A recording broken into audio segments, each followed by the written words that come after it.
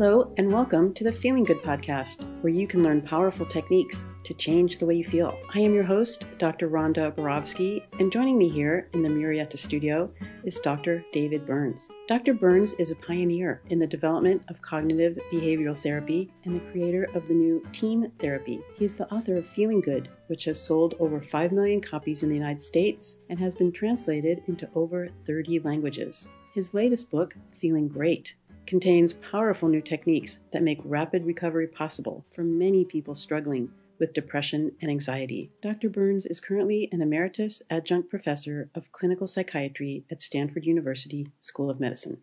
Hello, Rhonda. Hello to all our listeners and welcome. Today is episode 249. We have two incredibly exciting guests. One is handsome and brilliant and exciting. Handsome, brilliant, and exciting. That's me. So we have Brandon Vance, who is a level 4 certified team therapist and a psychiatrist. And he was previously featured on our episodes 160 and 161. That was from, I believe, September of 2019. In 160, we were listening to the music that Brandon created. It was so creative and brilliant. And 161, we talked also with Heather Clegg of the music behind the words that people say when they're criticizing us. And we also have the very brilliant and handsome Sunny Choi, who's a licensed clinical social worker. And he is a level 3 certified clinician. Sorry, Sunny. and what we're going to be doing is talking today about the book club that Brandon created for people around the world to read David's book, Feeling Great. So hi, all. It's great to be back. Really good. Yeah. Great to have you guys. You didn't mention Sunny was also featured twice recently on the podcast, too. Oh, dang it. I forgot. With dramatic personal work, which is always so helpful to our podcast listeners. And we have a lot more personal work episodes coming up for all of you. In fact, I think we've got 3 or 4 in the hopper right now in various stages of preparation. But Sunny, your session was really fabulous. There were so many teaching points in it, and you brought so much heart and warmth and brilliance to that session, and I really appreciate it. And Brandon, I've just appreciated you so much over the years. It's just for your heart and your brilliance. You must have edited Feeling Great 3 times, and brought so much to it. I'm still working on necessary and sufficient conditions for the app, trying to make it clear to people. Maybe we'll change the language of it or something. It's surprisingly difficult for folks to grasp that. But well, let me just mention that Sunny was on episodes 214 and 215 when we did personal work with him on the approval addiction. Oh yeah, that was from November of 2020. So yeah. That was awesome. I got a lot of good feedback from people saying they can relate to being the approval addiction. So they all approve of my approval addiction podcast. So I'm very happy about that. So I had a little relapse after being very happy of the approval. But overall, I'm doing very well. Yeah, I was kidding. I'll turn it over to you to get us started, Rhonda. Okay, cool. So Brandon, you started a book club for people around the country, around the world actually, to read David's book, Feeling Great. Tell us how you got that idea and how you got it started and who were your students, and then how did Sunny get involved? Yeah, thanks. I mean, it really relates to what you were saying, David, just now. I mean, I think there's really powerful tools that we have that people can use to feel better. And depression and mental illness, I was just looking up this morning statistics, and 10% of people in the world have mental health problems that really significantly affect their function in often long-term ways. And that's like 800 million people. Wow. And so I think part of what draws me to making the book club is how can we spread these techniques further? How can people get more accessibility to them, get more access to tools to feel better? And I've been, yeah, go ahead. Was there, it sounded like somebody was going to say something. David, were you about to say something? No, I'm just writing it down. It's awesome. I'm preparing my show notes as we go along here. I love what you're saying. You were saying how can we spread these tools to people around the world or something like that? Yeah, I mean, I guess practicing psychiatry since maybe 2003 when I finished my residency, and then working with individual people makes me think about what are other ways to work with people, right? And what are other factors that affect people's mental health? And I think there's lots of social factors and cultural factors. There's, oppression and microaggressions and racism and sexism, homophobia, isolation from the pandemic that we're having right now, inequalities, injustice, lack of safety, traumas, right? There's so many things that I think affect our mental health. And in some ways, it makes me think about being more active in terms of like activism in wanting to help shift things. But then also we have really strong techniques to work with individuals. And there's also a culture in terms of what David was saying earlier about the positive reframe. There's a culture of pushing away our thoughts and feelings. And yet there are so many beautiful things that our thoughts and feelings say about us. And so that makes me think about like maybe there could be an owner's manual for the mind that kids have when they go through school, and bringing these techniques to children as we grow up, and knowing how to manage and work with our feelings and our hearts and our minds. And then sort of bringing it back to the book club is that one way of really making a lot of these tools more accessible is, of course, David's book, and of course your podcasts, and of course your group, Rhonda, that you're doing with people all over the world that's free, and David's Free Tuesday group here. And then also, is there a way to kind of help people engage more with the book and get as much out of it as they can, have a little bit of support, but also have some motivation? And so having a book club and maybe questions that you answer each week, and coming together in a community, might be a way to spread this far and wide, and also having the book club be something that's affordable and that people can come to even if they can't pay anything, which some people are doing. So that's how I was really energized by the club. I mean, it fits so well with my values, and I so love David's book. I mean, you mentioned me, having just what an honor and opportunity in the beginning to help edit it some, and then be learning from it as well along the way. And I love the book. And so that also motivates me to spread the book and spread the word about the book, and assist people in engaging with it. Tell us more about what goes on in the book clubs. I'm just so excited about what you're doing, and that's my goal too, is how to spread these tools, inexpensively. That's why my website is almost all free things for people, but there's so many people around the world, and what are some ways to get the word out? So Brandon, here's the three questions. Okay. So how many countries are represented within your group, countries in the United States? Like where are people from who come to your group? Mm-hmm. Who are the other clinicians that are involved in supporting you and in teaching the group? Yeah. And can you walk us through I know you're only meeting for an hour, and people are reading this incredibly important book with lots of information. How do you organize the hour so people get the most benefit and can answer? How do people from all over the world ask you questions?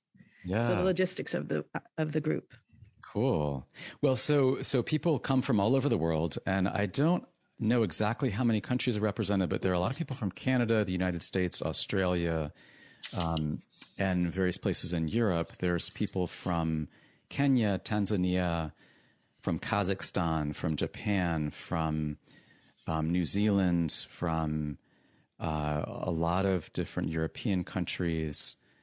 And so many places are represented. And I have one group at 9 o'clock in the morning on Pacific time, and one group at 5 o'clock in the afternoon Pacific time, in order so that people can log on from different places. There are a number of people from India logging on as well. And it's just really energizing to me to see people from all over the world coming together and supporting each other. Sunny, who's on today, which is awesome. And he did personal work at our book club, which is really cool. So I'm hoping you'll say something about that a little later, Sunny. So Sunny's there. Philip Lalonis is there.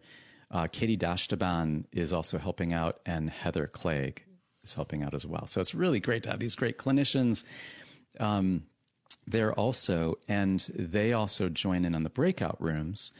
So there's a number of components that are involved in this, and one is having a listserv that people can write to each other. And so everybody in the book club has the opportunity to be in a listserv where they can communicate with each other.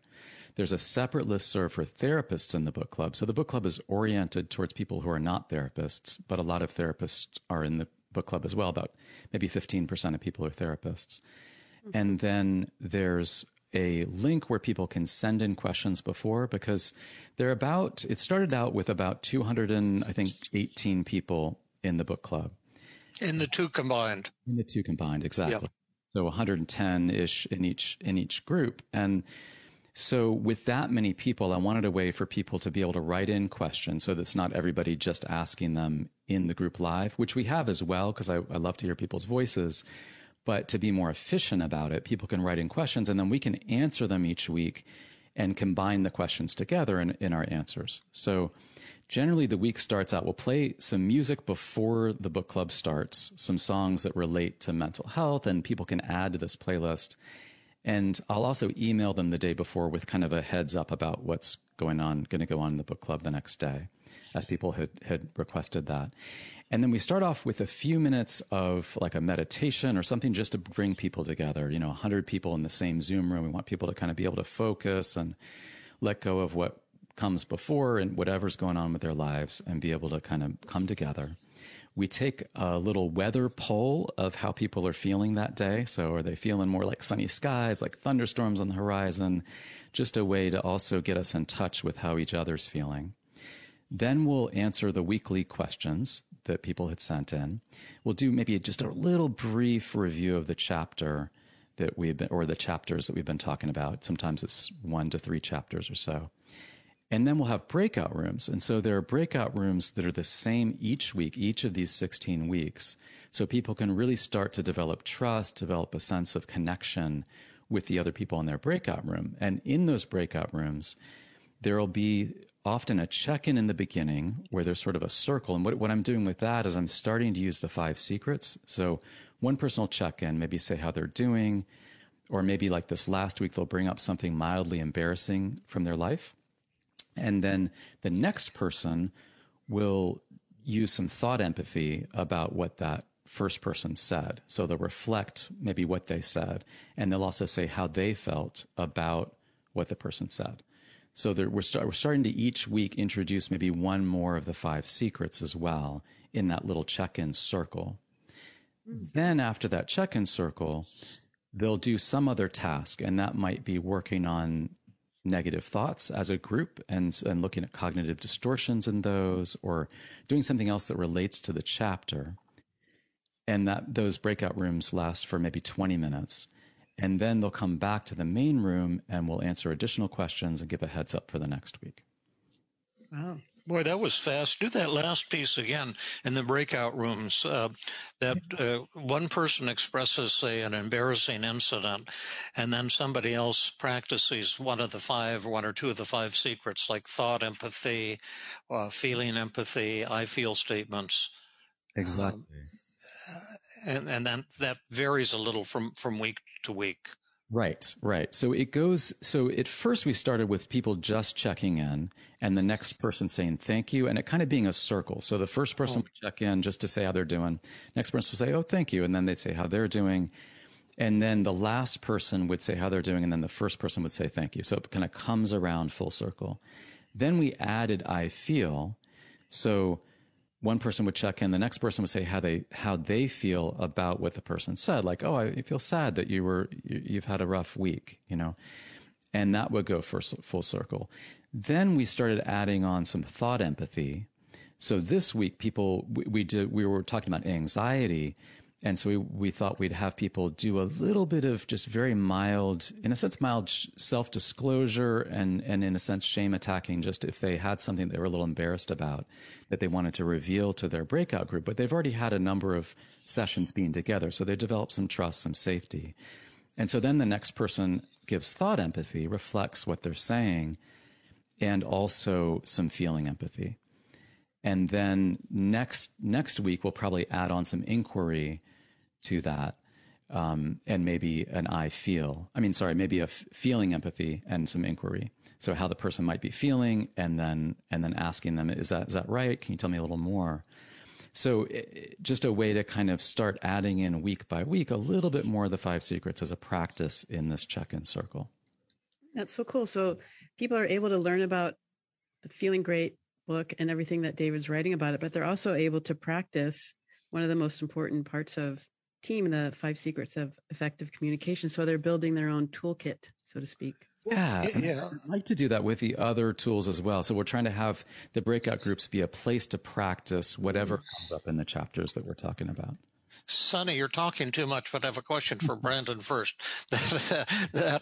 Are you going to write a manual of these breakout group exercises?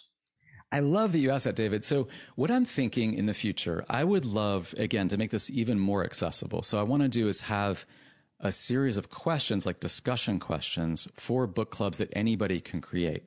And so anybody can just come to our website and have these, and have some ideas on how might be helpful to construct your own book club, and some questions to ask. And then there might be another level from that, where maybe we'd create some little videos to explain some things and also have discussion questions, and also the option of inviting me or Sonny or someone else into your local book club that you create yourself, and just spending like an hour with your book club, every once in a while, whenever you want, to then answer questions and talk about the issues and topics. Are you doing any measurement of the mood of the members each week, like so you have a mean or something like that on depression or anxiety? Or yeah, we did a measure at the very beginning, and we'll do a measure at the very end. Okay. And then we do have feedback each week. Mm-hmm. So we can learn from some people's feedback. But yeah, I'm not at this time. I'm not measuring each time people's feelings in the survey, but I might do that in the future. I want to add one thing. Yeah. Like Brandon put a lot of thought and work onto organizing this, and it's amazingly organized and educational. But it's also a lot of fun. Like there's singing, there are people like making like weird faces, and just a lot of sharing within the big group and small group that makes this a very powerful experience with the guideline using the team model. I thought this is a very awesome and experience, even for myself. And I don't know the data, but people gave me anecdotally that, this has been very helpful. And that's why they stay here even after so many sessions. Yeah. Tell us more about that, Sonny. The fun part, the singing, the sharing, the faces, whatever. Bring it to life a little bit.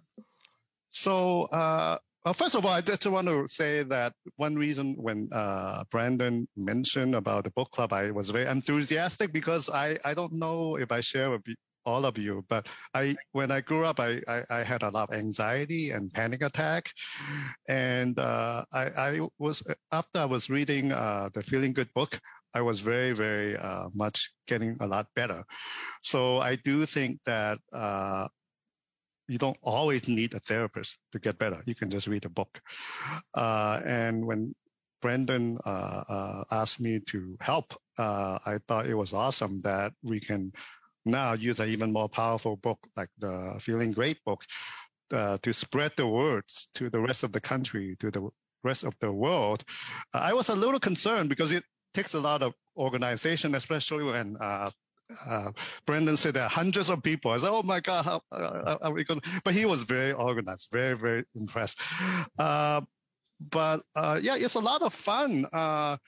Meeting people from different countries, sharing different stories. And we have a lot of common thread of suffering the last year, the anti-racism, the COVID, and I myself, as Brandon mentioned, I even share my own anti-Asian experience when my cousin's restaurant was being broken and vandalized. So I was able to share with the group and did some healing myself, also showing people how powerful the experience can be when we do the team process. And it really, yeah. How was that to do the personal work in front of the group? Well, I thank God I was used to the exposure on self-disclosure because of David. So yeah. I've done a few, but I feel happy sharing with people, able to share my grief with other people, and also also knowing they get some benefit from it too, because afterward they mentioned to me, and knowing that there are a lot of good people too, a lot of good people who wants to help. So no, it's a very amazingly powerful experience. Also inspire other people in the group, maybe in a smaller group or big group, to kind of share some of these stories doing self-disclosure, because it really helps to let people know how we feel and what we think, and be vulnerable, and knowing that it's okay. It's okay. Yeah. Yeah, I think that's been super helpful when you did that personal work. I think it really opened the whole group up to being able to be more vulnerable. Yeah, and then it's also fun too. Like Heather and Brandon were like amazing singer. Like they were just singing with the guitar and yeah, I'm not like, what should I do? I don't know what to do. I can't do the music. No, I was kidding. No, but and then there are poems. There's like, of course, meditation, but just sharing some stories. That's amazing. It's not, I guess it's a different model, because it's not just about you telling the history and just keep talking for years, but this is about coming together, trying to get better. I think there's a lot of like positive vibe from the whole group, and no, it's not a therapy group, but I thought that it can be as powerful, especially for folks like the Asian community or many other community. There's a lot of stigma against seeing therapists, but going to a book club, reading a book like what I did before was relatively good, at least as a first step. Yeah. Well, when I think of book clubs, I think of either somebody giving a lecture about the book, or people going around in a circle and talking about what they liked about the book. But it sounds like this book club is so much more than that, that you're answering questions, you're doing role plays, you're singing songs, you're, doing personal work. And so it just seems like such a rich experience for the participants. Can you say a little bit more about that? Yeah, hopefully so. It's this kind of line between, I wanted people to really engage with the ideas in feeling great, and also not have it be a treatment group. So I wanted that to be clear, because I can't be responsible, in a treatment with people that are across the world where we don't have the right mechanisms to really adequately treat people. But I want people to get a taste of it also. And it's such an experiential thing. The book is an experiential book. David has people do their own daily mood log and come back to that, and has them do exercises during the book. So I wanted to really reflect that spirit and have people be able to dive in and engage with it. It's really cool. I have so many thoughts, so much I'd love to talk about, but I also did a feared fantasy myself in front of the whole group, which was good for me because I had been bullied as a kid, have some anxiety in groups. And so there was a kind of a double benefit to that, to doing it as an example with Sunny and Heather being my therapist in the afternoon group, and Philip and Katie in the morning. So that was helpful. There's also really beautiful little offshoots, like people in the group have gotten inspired. So there's a guy, Nicholas, in the afternoon group, who decided to put together a daily mood journal practice group for free for people who are part of the book club. So he has that on some weekends. And there was another guy in one of the groups who diagrammed each of the chapters, like those early chapters on like Marilyn and Melanie, Sarah, and he would diagram visually the people's negative thoughts, their feelings, the techniques that were used. And he would share that then with the rest of the club. So it's kind of sweet to have these like people in the group getting inspired and doing their own things as well to add to it. Mm-hmm. Yeah, I think it's a unique book club because it's a unique book. It's not just a book where you read and then you share what you think. It's a book that is very active. David is asking us not just to read and understand, but also to actually do the exercise and share with other people, and a lot of empathy and thanks to Brandon and the rest of the team, we were able to put that alive, that book alive into a real book club. But yeah, people love it that they are interactive, even though like maybe some people are not used to it, but afterward they keep coming, so they obviously enjoy it. Yeah. I have a question. There isn't going to be a pile of money to be made on these $8 a person book clubs with 100% discount if needed. Mm-hmm. So do you conceptualize it as kind of volunteer work as part of our social calling? Because that's kind of an important thing to me to be able to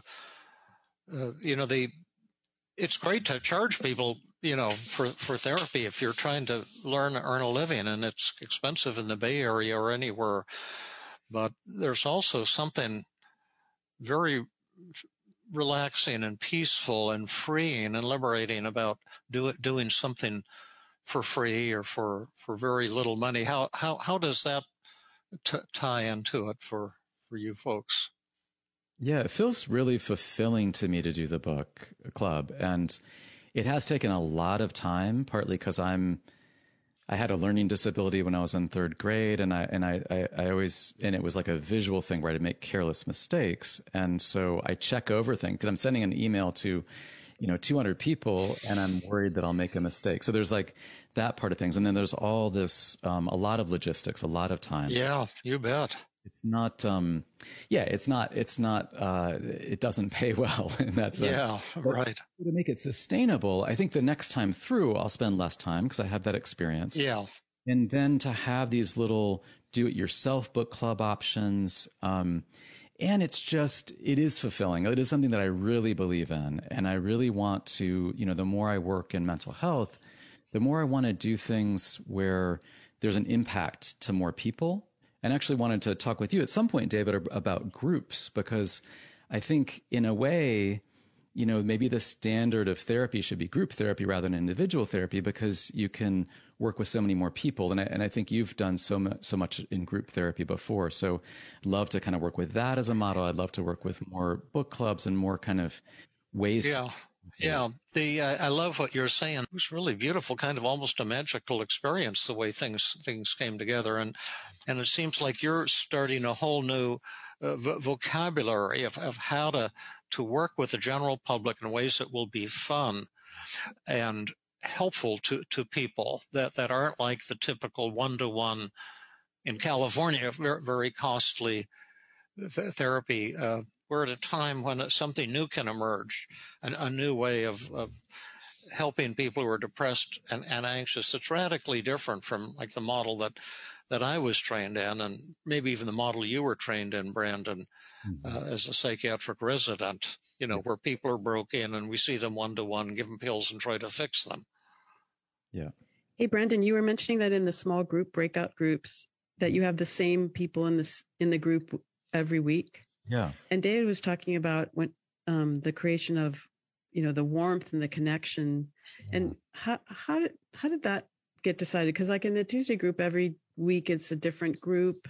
That's what we do in our Wednesday group too. How did you come to that conclusion, and how has it been working? Yeah, it was, I guess in forming the group in the beginning, it just was the instinctive way that I wanted to do it. I mean, I really wanted people to, because we're working with people's feelings and wanting, and then they need to feel safe. And so creating a sense of safety by having people be in the same group long term seemed to make sense. Because I've been running the book club, I haven't gotten to be actually in the small groups myself, but Sunny has. So the people who are assisting go into the small groups, and they rotate to different small groups each time. And Sunny, maybe you could talk about how that's been. What is it like in the small groups? I mean, well, I've been visiting different small groups, but they all know each other. So it was very tight. I think that's one of the things that David mentioned. There's a lot of warmth and love and gratitude, even though they're from different parts of the world, like some in India and then another one in the United States. But what they share is very common bond. I'm nothing, I'm worthless, things will go bad. So I think it was a very important message for these people that even though they're from different places, there's still love, there's still gratefulness, but also they have the same negative thought that they can defeat together. I thought that was awesome. Yeah, really enjoy it. I wish I'm in those group too afterward, because they seem to know each other pretty well, and some of them even talk to each other afterward. Yeah. See, that's one of there's always these unanticipated consequences. And to me, this is one of the wonderful things about the pandemic. It's brought us all so much closer together. And if it weren't for the pandemic, we probably wouldn't be having all these Zoom sessions and all these book clubs and people from all over the world starting to connect. It's just the bare start of something. But to me, this itself is kind of a transformative thing. For me, it is personally, because in the Tuesday group, in the Wednesday group, people can now come from all over the world. And now I'm reconnecting, like Brandon, you're in the Tuesday group again, and Sunny, you're in the Tuesday group again after you had left and moved away, because it's all the commuting and everything makes it impossible. And now we can hang out together, and all these new social structures and phenomena are emerging and are going to continue to emerge. And one of the things that I thought, the Zoom works really well with team. I know because as David make us do, we track the results and number of times they get better, and they do get better as well as in person. So that one I'm confident of. And it's so awesome that we can use this to spread the words, to spread the healing to the rest of the world using different format. Which I did not anticipate, but I thought that was awesome. Yeah. Brandon, can I ask you another question? You said that there's only you're how am I say this? You're gearing the book club members to be non-therapists, and they're 15% therapists. And so some of the techniques that David talks about, like you mentioned, the feared fantasy, some of the techniques that David teaches in Feeling Great book are kind of tricky and hard to do. How does it work for non-therapists to do those kinds of techniques within the small group? Yeah, so we try to kind of come up with exercises that are fairly straightforward in the small group, and we might demonstrate them in the larger group first, and sort of always attuned to that, like what are people, and trying to reach the majority of the folks that we work with, who may not have experience with therapy, they might not have experience with team before reading this book, and most of them don't, and so want to really have exercises be very clear and straightforward. David does give some instructions in one of the chapters about doing feared fantasy with yourself. So so I refer them back to some of those instructions. But it's kind of cool with the small groups, because when people are, like, if I'm going through something and I'm feeling really anxious or down, I don't have as much perspective on what I'm going through. And so if other people are able to brainstorm together around cognitive distortions, for example, then having the minds of all the people in the group can help to come up with new ideas. It's kind of like when we do externalization of voices as a therapist, it's easier for me maybe when we do the role reversal to defeat a thought than it is for the client, partly because I'm not going through it. Yeah, right. I'm not attached to those. I don't have those same distortions. You know? So I think that's one strength of the group. So we try to keep it simple, try to give them really clear exercises, but something really meaningful connected with the chapter. I have a couple questions for you.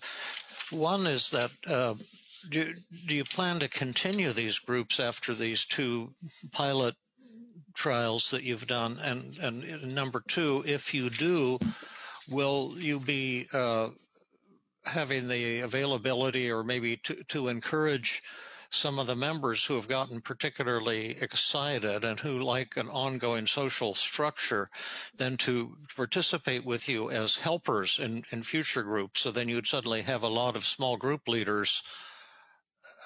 That is a beautiful idea, David. I had not thought of that, to have people participate as helpers. That's really cool. There have been a number of people who have asked to take it again, to attend. Yeah. I am planning to do one mid-August to mid-December. Yeah. I'll make a few changes, but I'll keep pretty much the same structure, the same pricing, the same, sliding scale, all of that kind of stuff. But I'm excited to do it again. I'll still have 2, like one in the morning, one in the afternoon at Pacific time, because I just can't. It would be hard to just do it at a time where only some people in the world could attend. So I really like the idea of trying to make it as accessible. Yeah. We have the idea of therapists who are licensed mental health professionals of various persuasions, like the 2 of you, and all 4 of us, actually. And then you have this new idea of coaches that coming in, and see a lot of people seem to be coaches all over the place now. But what these people would be is a little different, more like, people who go to AA would be like lay healers or something like that, or lay helpers. And I think just a lot of people, would love to have, that identity. Do you see what I mean? And there could even be kind of different levels of the helpers, because people really like the certification program for team, because it gives them some way to work forward. I'm just babbling out loud because this is all just happening spontaneously. But like you're saying, the identity, but also like when you're helping another person, it's another way of working with that material. So I learn it more when I'm teaching it. Oh, yeah. Yeah, you heal yourself when you heal someone else. Yeah. Yeah, right. But, good idea. And I think also what we're seeing with the app, that we have these Thursday night meetings to get feedback from the lesson that the class that they've recently worked on. And I think that's kind of like a social structure too. And I think people want a social structure. I mean, we used to have churches, synagogues. I mean, we still have that kind of thing, temples, whatever. But I think a lot of people are looking for a kind of structure to connect with that has a spiritual dimension to it. And I'm not talking about religion, but the acceptance paradox is a spiritual concept. It's far more than just a psychological notion. Yeah.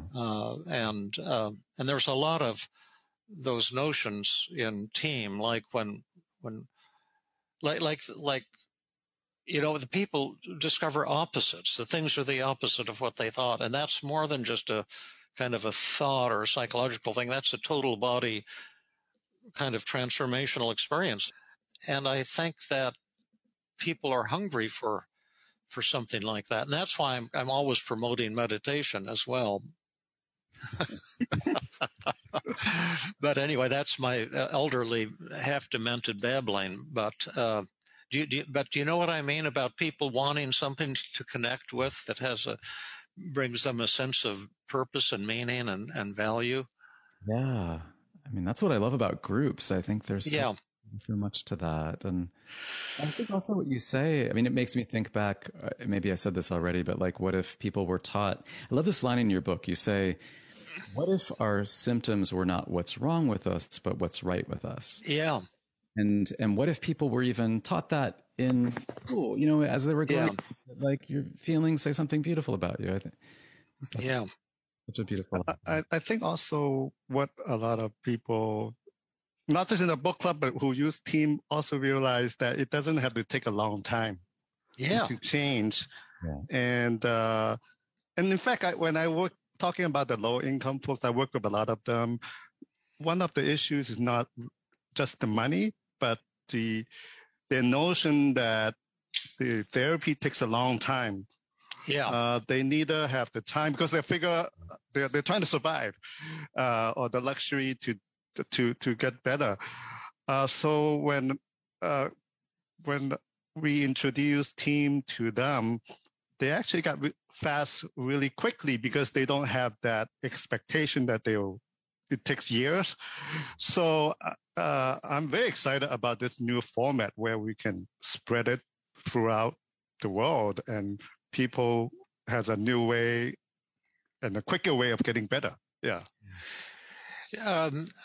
Just as an aside, something I mentioned on other podcasts, one thing I love about your work, Sunny, and I'm sure it's true of Brandon, your work too, is that you're wanting to work with people who can't afford therapy, as well as some who can, because you've got to charge and survive, but that your calling is to help the underdog, people who can't afford it.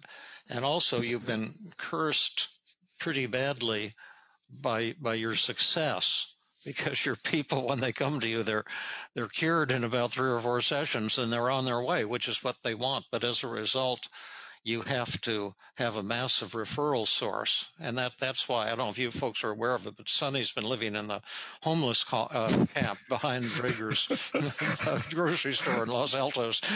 Because, so do you still need a lot of patients? Can we tell our listeners that if they're in, California and they're looking for a quick, irreversible cure for a pittance, that you're the guy to call? Do you still need patients? Yeah, I always one page because my kind of turn around relatively quickly, or they see me once every month or 2 months after that. And yeah, even if you cannot afford it, let me know, because what I do is I charge the regular rate for people who can afford it. Yeah. And then for those who can't, then I have some spot for them, because I also work with low-income Medi-Cal for people who really couldn't afford it, but they have the Medicaid that can help. But I have sliding scale for the lower middle class folks too. Yeah. I just love that about you. And I'm also wondering, Brandon, let's say there's someone right now in Albania or Mongolia or wherever, Colombia, and they're saying, "Hey, wow, I want to start one of these book clubs." Could they be contacting you to get a little some tips, or maybe they could be joining your next book club as a member, and then starting their own? Yeah, I would love that. I mean, so if they go to feelinggreattherapycenter.com/book-club, that's where they can see the information about my book club. But I'm going to put up some suggestions for creating your own book club, and also some discussion questions for each chapter. Yeah, so now I want to hear more about that thing, that center you mentioned. You said it was called the Feeling Great Therapy Center. Yeah. oneword.com. Now, can you guys tell us what that is? Because I think maybe all 3 of you have heard of this. Have you heard of that, Rhonda? I vaguely heard of it. Who created that, feelinggreattherapycenter.com? Well, I created it. Yes. You did. I Rhonda. created it in the beginning of the pandemic. Dr. Rhonda created it. And it's a collective of team therapists who are really committed to providing excellent team therapy across the board. And we're also really committed to diversity and to living, I'm at a loss for words. Rainbow on steroids. Yeah. Well, yeah. I think everybody in our group does what Sunny does, although Sunny does it the best, of offering a sliding scale and a variety of different services. We each have different areas of expertise and interest in our work. Thank you, David, for putting a plug in for the Feeling Great Therapy Center. Brandon, you mentioned something about putting on the website of the various questions that you have used at each of those chapters or each of the groups. And I just really want to commend you of how you're giving away your intellectual property that you worked really hard to create. That's another thing that David was talking about, how you're committed to, lower, like Sunny was talking about, lower income, a lower fee for people who have lower incomes, but you're giving away your, what you've created so that people all over the world can now start their own book clubs and have the same warmth and commitment and learning. Yeah, I really care about accessibility, as do you, Rhonda, though. You're giving away your time each week for the Wednesday group. I mean, I think we all value that, really sharing these techniques that can be so helpful in people's lives. Daniel Minty's also doing a lot with training folks, just, as we say, sort of lay people or just anybody with some CBT techniques that they can then work with other people in their communities around. Yeah. Okay. One more question about the book club. So you've based it on the chapters of the Feeling Great book. And I know this is a dumb question, but is there one in particular week or chapter that was the most meaningful? Like you mentioned the feared fantasy, like, is there one that really hit home with everyone that everyone, wow, that was great? Or they're probably all like that, but is there one I think that stands out? I mean, the things that have stood out the most have been, well, there's one that the last book club, we had David had a surprise appearance at. And of course, that was amazing for people.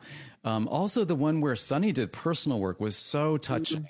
And people just absolutely loved it. And they really love seeing an example right there of the techniques. And then they can ask real time about any questions that they have. And we can answer it right there. They really love that. I'd say those were the two. Wow. Sunny, that was so brave of you to do personal work in front of 200 people. Well, I did it in front of the whole podcast. Do you know I was trained originally not to do a lot of self-disclosure because, I don't know, certain modality things that you need to be like different. But then as I learned with David about self-disclosure and not afraid to show who I am, people seem to like it. And some of my patients actually listened to it and said that they like me and trust me even more instead of judging me as useless or whatever that I was thinking. So yeah, I definitely I'm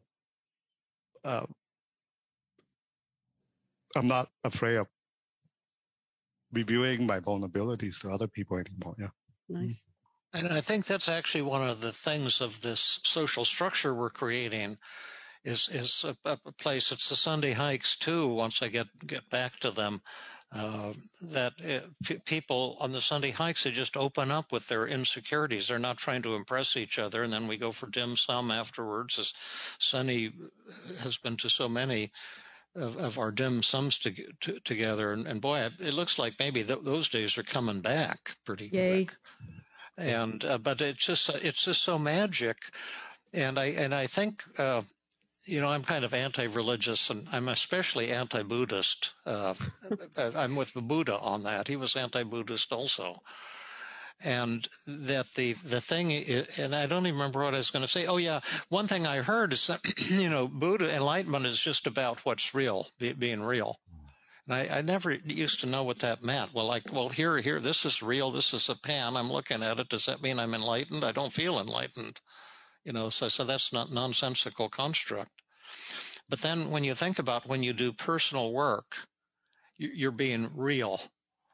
And that is magic. That is enlightenment. And the moment you share yourself openly, how you're really feeling, you get enlightened because instead of getting judged and destroyed, people love you, and you find out that part that you were trying to hide is your greatest asset.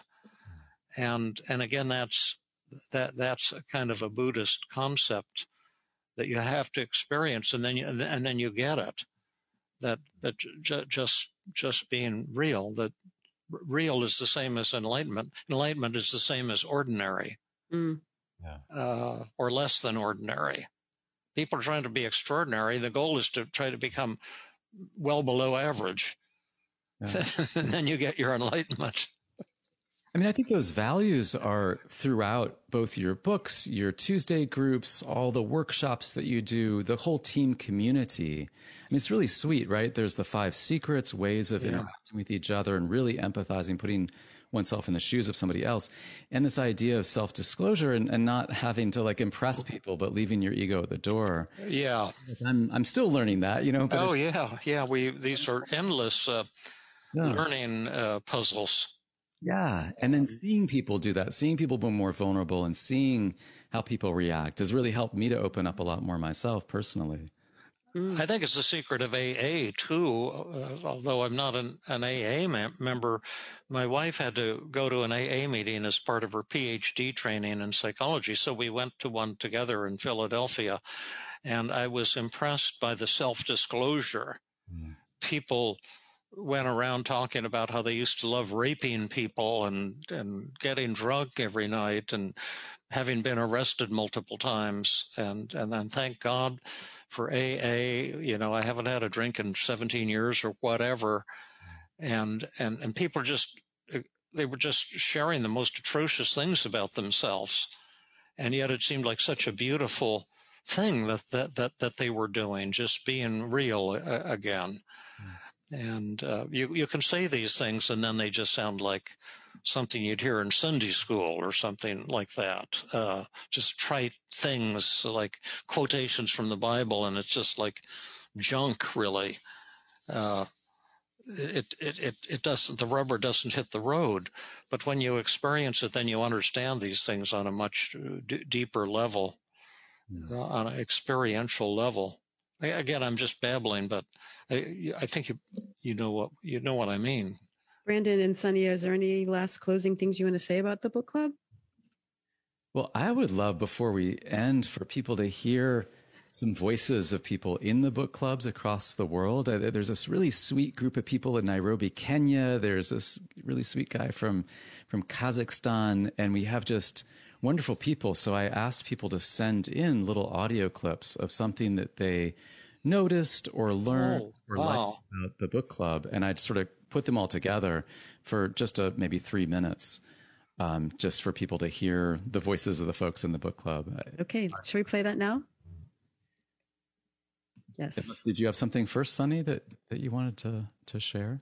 No, I'm looking forward to hear what they all have to say. Yeah. Okay, here goes. Hi, I'm Sonia from Montreal, Canada. What I love about the book club is that I'm able to get a much deeper understanding of everything that I'm reading. I also love connecting with other people from all around the world. I am Anita, a therapist in Kenya. The Feeling Great Book Club has helped me to be more confident in using the techniques. Thank you, Brandon. Hi, my name is Ted Sullivan, and I'm from Chicago, Illinois. I was most surprised by how open and supportive that the small groups were. Hello, my name is Teresa from New York City in the United States of America. I have been following Dr. David Burns' cognitive behavioral therapy work for a few decades, and now with this teamwork that's available to study in the Feeling Great book, and with this book club, I am able to learn the finer points of team therapy and at the same time have access to so many brilliant and compassionate people. Thank you. Kia koutou katoa. My name is Moraine. I live in Wellington, New Zealand. I have thoroughly enjoyed the book club, especially when Brandon and Sunny demonstrated the daily mood log. I felt deeply connected with Sunny, who made himself amazingly vulnerable to us all. It was a privilege to witness and to be able to reach out to Sunny through the chat function. What an amazing team. Thank you. Hi, my name is Rustem. I'm from Kazakhstan. Thank you for organizing the Feeling Great book club meetings. It has been useful for me so far to dive deeper into the topic and find some nuances that I've missed. The meetings are conducted in a warm atmosphere, respectfully, and it has been helpful for me. Thank you, David, for the wonderful book. Hello, this is Bonnie from New York. The book club reinforces the concepts and feeling great. The discussions allow you to see the strategies successfully applied by non-professionals, with professionals moderating and guiding. It's further confirmation that the techniques work, and the book club gives members the opportunity to pragmatically apply them to feel better. I'm Manny from San Francisco. I've really enjoyed the Feeling Great Book Club. It's been really awesome to have some accountability with my group members on a weekly basis in terms of completing the reading, and also in terms of learning the techniques from different providers that use them on a regular basis. It's been just super enlightening and just really warm, and I've had a really great time. My name is Mary Carver in Northern California, originally from Minnesota, and I've loved this round of learning about Team CBT. I feel like I truly am getting a sense of what reattribution can feel like when you apply that to situations in your own life. Before it was really kind of theory, and now it feels like practice. Thank you. Thank you. Cool. Thank you. Brandon, that was so cool. They're such sweet people in the book club. Yeah, beautiful. Wow. But thank you, Brandon and Sunny, for coming onto our podcast and sharing with us the success of your book club. And I wish you more success in the future. Thanks so much. Thank you. Rhonda. Thanks, guys. Yeah, what you're doing is just absolutely magical, and just keep zooming into orbit. Keep making the magic happen. And thanks to Philip and Katie and Heather for helping out as well. Okay. Great to see you all. Thanks so much. Thank you. Bye-bye. Till next Bye-bye. time. This has been another episode of the Feeling Good podcast. For more information, visit Dr. Burns' website at feelinggood.com, where you will find the show notes under the podcast page. You will also find archives of previous episodes and many resources for therapists and non-therapists. We welcome your comments and questions. If you want to support the show, please share the podcast with people who might benefit from it. You could also go to iTunes and leave a 5-star rating. I am your host, Rhonda Borowski, the director of the Feeling Great Therapy Center. We hope you enjoyed this episode. I invite you to join us next time for another episode of the Feeling Good podcast.